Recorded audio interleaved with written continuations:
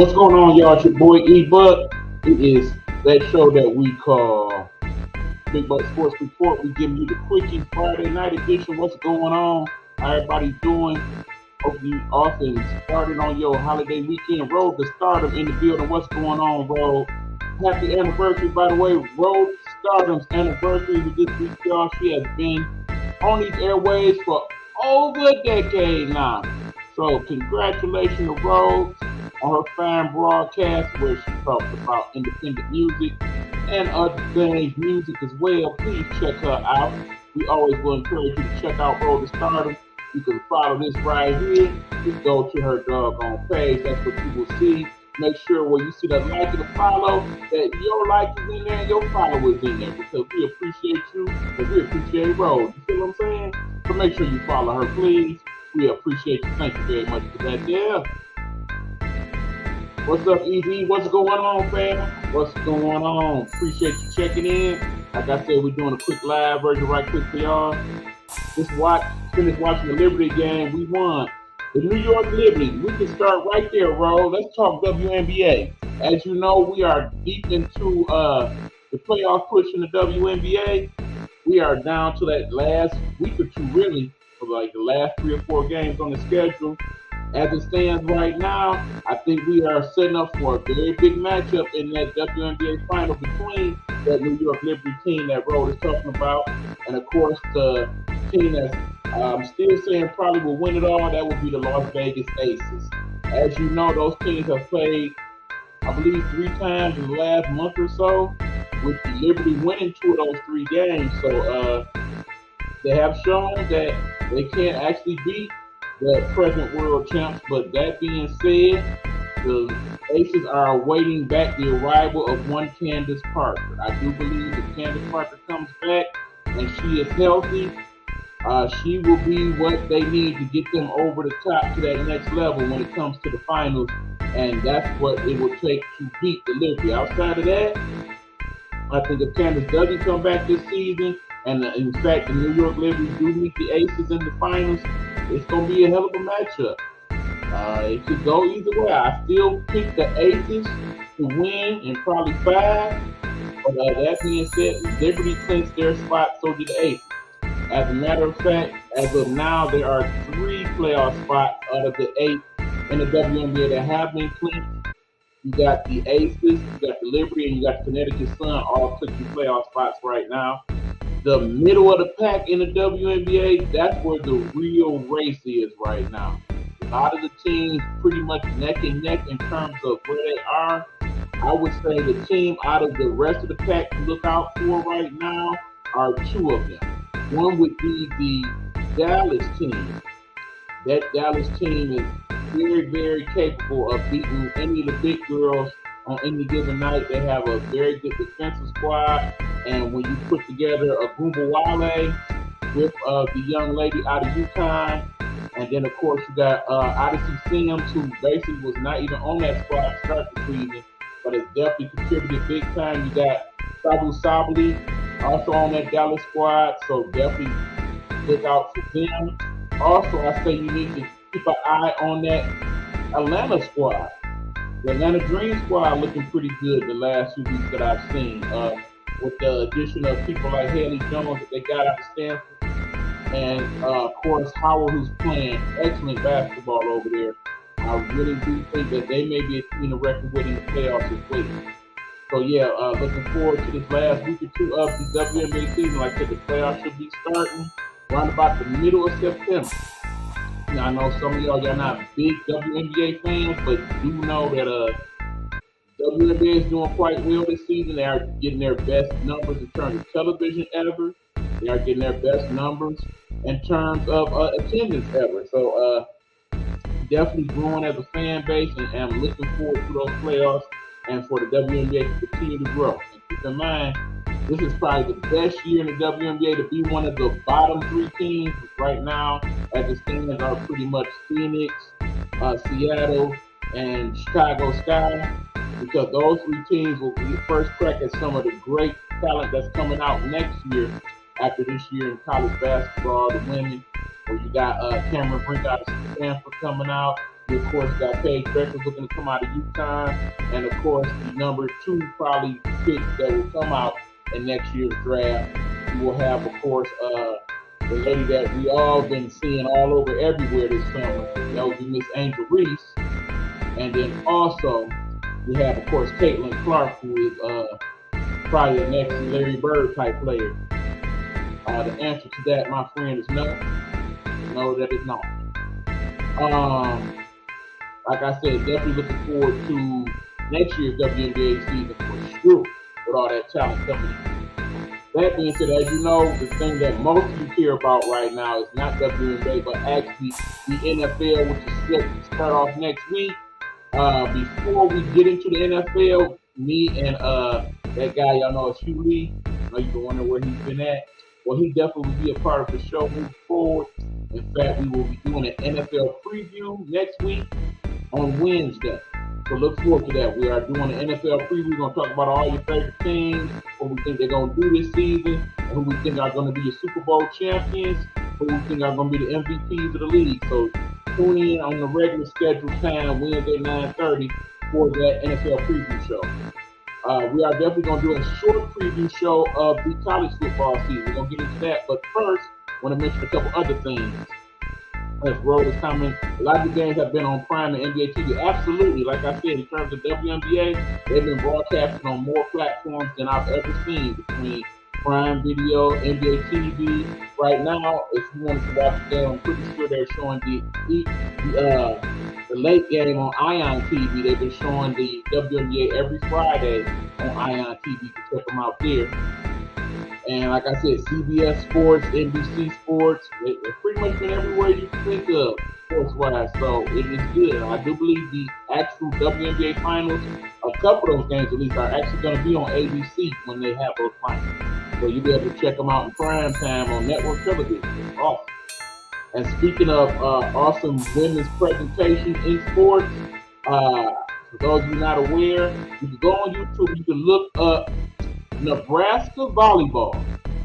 That's right, University of Nebraska Volleyball, where they this week broke the world's record for most attended sports event of a female persuasion. In other words, there were 93,000 screaming fans to witness an NCAA volleyball game. Actually, that's not only just a record for women, but that's a record, period, for college volleyball. 92,000 people, and it was done by a women's team that is a 5-time champion in Nebraska there. Now, I know a lot of those fans wish that their Nebraska Cornhuskers football team would be doing better. As you know, they lost yesterday. Minnesota was the game. But yeah, I just thought that was very, very nice what transpired there. Like I said, definitely check that out on the YouTube. Again, that's Nebraska Volleyball. You see that crowd, you would just be amazed at how many people showed up to watch those girls play volleyball. Moving on, people. Like I said, we got the sports going, of course. Some other action going on this weekend that you might want to check out. We got the U.S. Open tennis, the finals of the final leg of the tennis season in terms of the Grand Slam. That is going on throughout the weekend. One of the people you definitely want to look out for is youngster Coco Gauff, who is on a roll right now. She did win the last major WTA tournament and is doing well in this tournament, both in singles and doubles. I wish her a lot of luck. Hopefully she can have what it takes to once again beat the #1 player in the world and win her first Grand Slam championship at the U.S. Open. It was unfortunate, yes, one of the Williams sisters did represent. Of course, it was not Serena, who was at home for her second child. Congratulations to her. But Venus actually did play in the U.S. Open. Of course, did not make it past the first round as she hasn't in several years now. There's definitely that talk going around that maybe it's time for Venus to call it a day. It's kind of hard to wish that on her. Venus was my favorite player growing up. That's just basically how long she's been playing tennis. It's like she's been playing as long as I've been alive, it seems like. Keep in mind, I'm 52, she's 43, you know what I'm saying? She's been playing pro tennis since like 14. That part. What's good, bro? E-Buck, a.k.a. Saucy Boy. Ha, ha, ha. You got jokes, huh, Hugh? There you go, that dude, Hugh Lee, the sports guru himself, checking in. What's going on with you, brother? We will see you back next week on the show. In the meanwhile, like I said, I don't want to see Venus wrap it up, but if she basically is just feeling her former self at this point, it may be time. I say, you ain't got nothing to prove to nobody. You will always be a champion in my book. You done made more money than any of us know what to do with. It is what it is. Let's move on. As I said, pro football starts next week, but this week we got college starting in full effect. Yeah, we had a couple games last week, week 0, whatever. The real college football started this week and really started last night. We had a couple decent matchups. We had some not so good matchups too, unfortunately. Roll checking in. What's goody good, you? There's Roll. And then, of course, we got the great Pride Hunter in. What up, though? Shout out from that dude from Detroit, Pride Hunter. What's going on, my guy? Good to see you. I know you was tuning in to that SmackDown this evening. Since Pride is here, we always show a little love by talking a little wrestling. These storylines in SmackDown right now, Pride, not feeling them. Not at all. Probably the best storyline going this evening was the one with your boy The Miz and, of course, the LA Knight, that guy. Basically bootleg, pick your wrestler of choice. LA Knight, pretty much the flavor of the month right now. You know what it is. As Hugh agrees with me, it was very bad. I have to agree, like I said, I think the best thing about SmackDown last week is they went away from the whole Bloodline storyline last week and just concentrated on celebrating the life of Bray Wyatt. That made it a good episode this week. We back to the dirt. Pay-per-view, yeah, I'll check it out after the fact. I'll probably tune in Sunday for the recap or the rebroadcast, whatever it is on Peacock.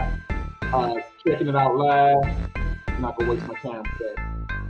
What we will be watching Saturday once we get home from work is that football, y'all. College football. As you know, the rankings have been out for weeks now.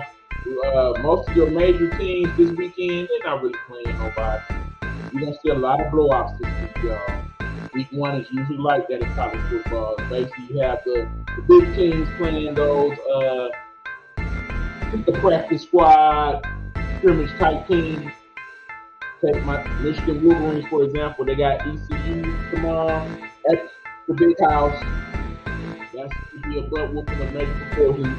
That being said, the last couple of years, Michigan has had its moments where, okay, we should be blowing this team out of existence, but we end up showing them mercy. So I do believe the last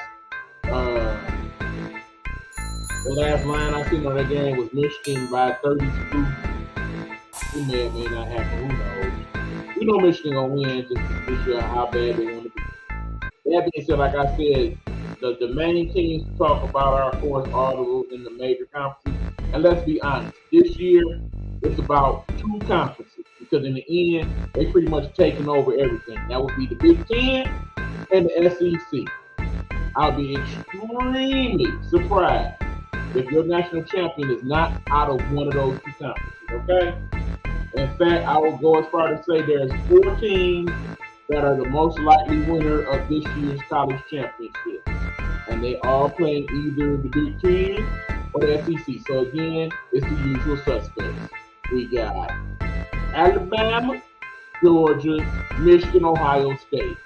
More than likely, one of those 4 teams is going to be your national champion.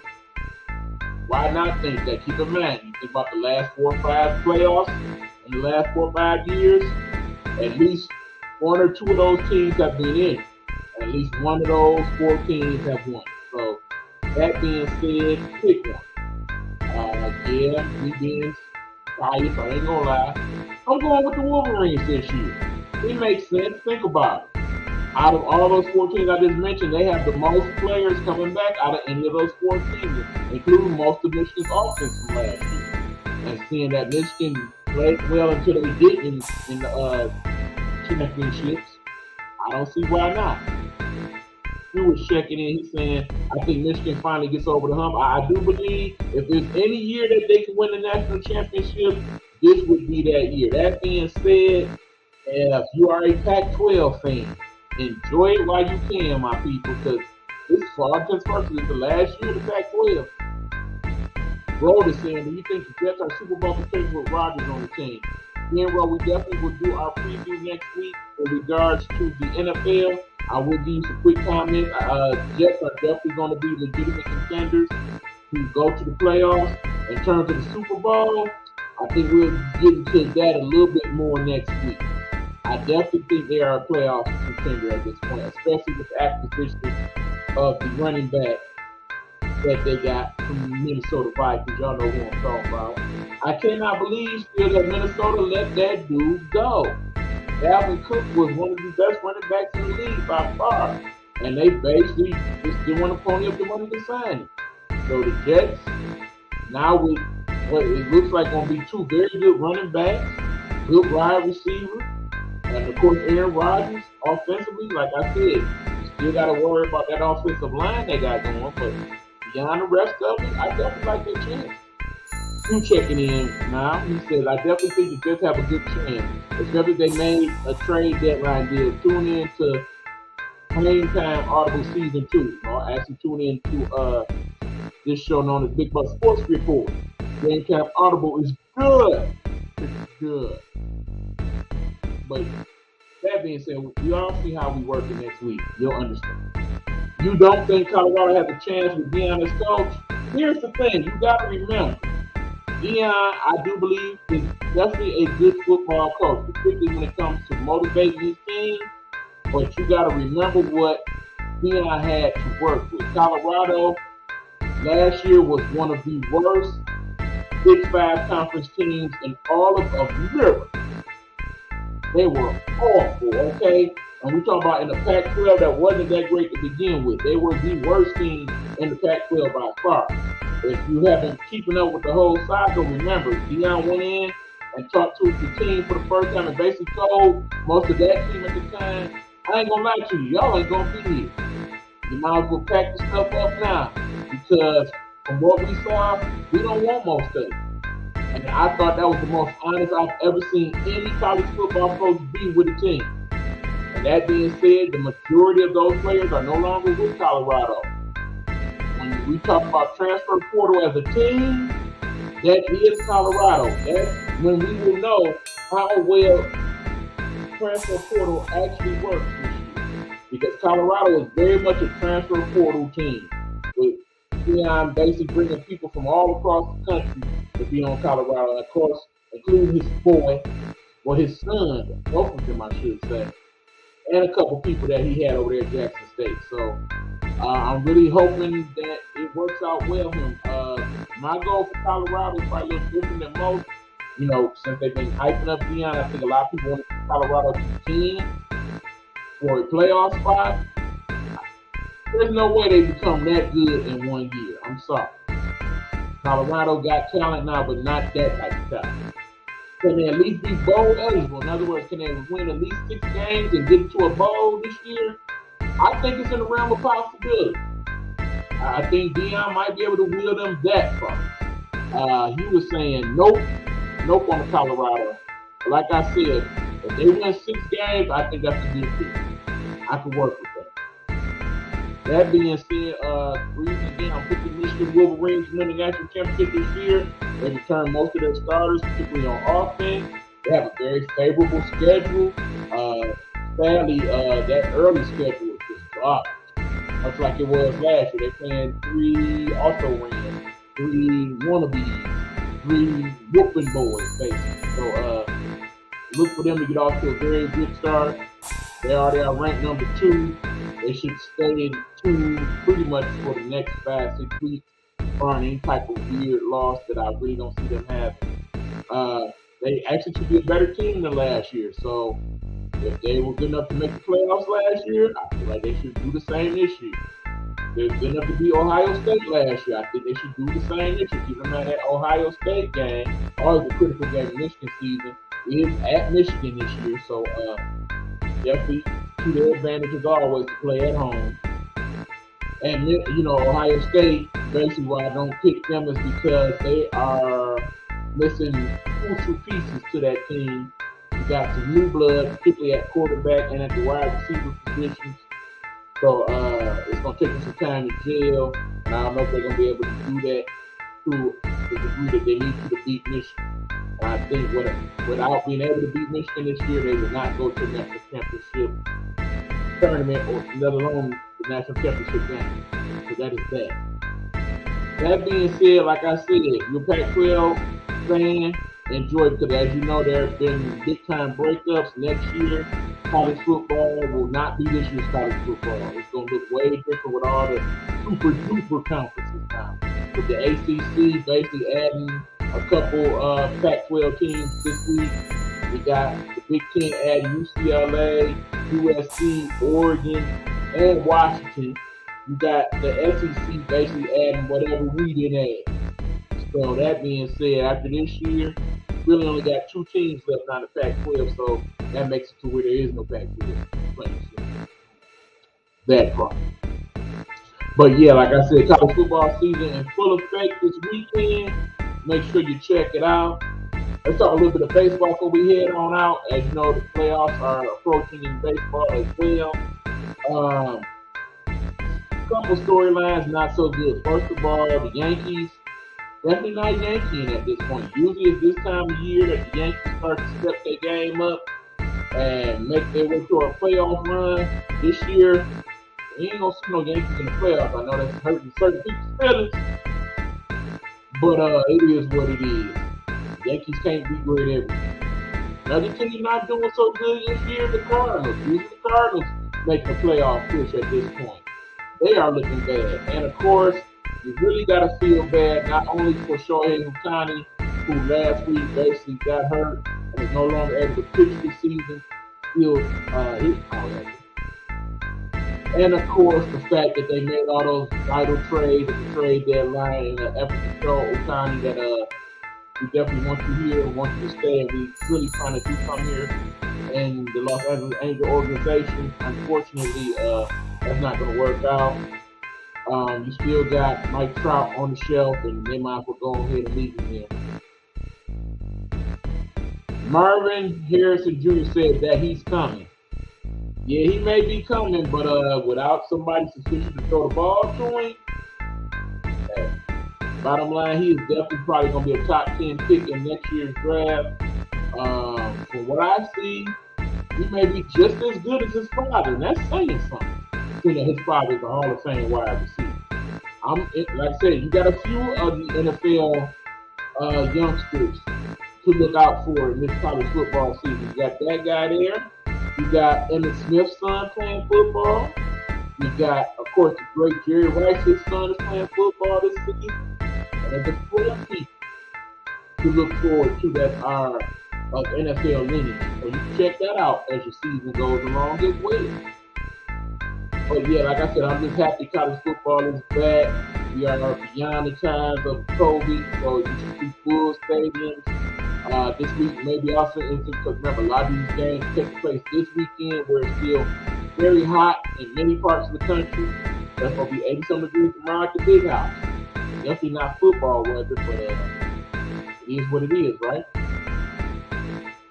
That being said, back to the baseball right quick. The team to look out for right now in terms of who might win it all, you got to look at the Atlanta Braves. They're looking damn good right now, led by Mr. Acuna Jr., who broke a record that we have never seen in baseball. He is the first person to ever hit 30 home runs and steal 60 bases in the season. Kind of crazy to say that when you think about the fact that baseball has one of the longest histories of any sport ever. Over 150 plus seasons of baseball, and nobody ever hit 30 home runs and 60 stolen bases in the season. That's a remarkable accomplishment indeed. He was saying those Smurfing Yankees. Indeed. Sorry, buddy. Can't win every year. And Road checking in saying, I already know my Mets. Amen. Basically, the Mets clapped out at the trade deadline. As you saw, they made a big push at the beginning of the season to see what they could do by picking up people like Max Scherzer and great Justin Verlander. When it looked like it wasn't going to work out for them, they pretty much threw all their chips in and traded everybody. So not only are they not making the playoffs, I think they might be one of the also ran teams going in the future. Think about it. You look at those Braves right now. Not only do they have a very good team, but a lot of those Braves are young players like Acuna Jr. and Albies and that pitching staff over there with Freed and Wright and all that. They might be on top of that division for years to come. You remember basically the '90s where the Braves dominated throughout the '90s in the National League East.